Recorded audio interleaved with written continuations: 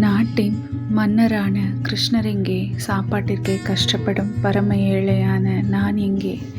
என் உள்ளத்தில் என் நண்பனை அன்புடன் நேசித்து வருகிறேன். கிருஷ்ணருக்கு என் நினைவு இருக்குமா என்று பலவாறாக சிந்தனை செய்தபடி குசேலர் தயங்கி தயங்கி அரண்மனை வாயிலை அடைந்தார். குசேலரின் ஏழ்மை கோலத்தை பார்த்த காவலர்கள் அவரை உள்ளே செல்ல அனுமதிக்கவில்லை.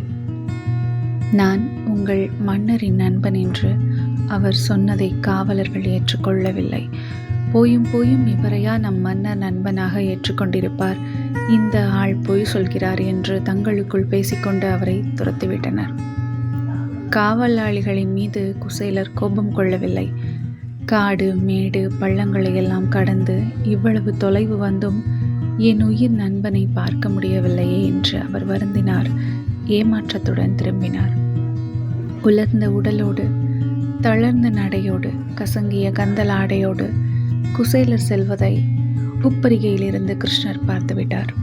அவர் தன் பாலிய நண்பன் சுதாமனை அடையாளம் கண்டுவிட்டார்.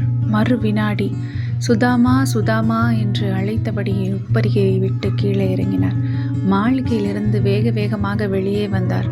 மீண்டும் உரத்த குரலில் சுதாமா நில், போகாதே என்றபடியே ஓட்டமும் நடையுமாக குசேலரின் அருகில் சென்றார்.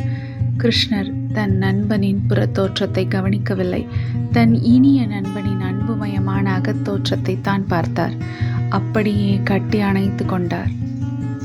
குசேலரை அழைத்து கொண்டு அரண்மனைக்கு வந்தார். வியப்பில் மூழ்கினார் குசேலர்.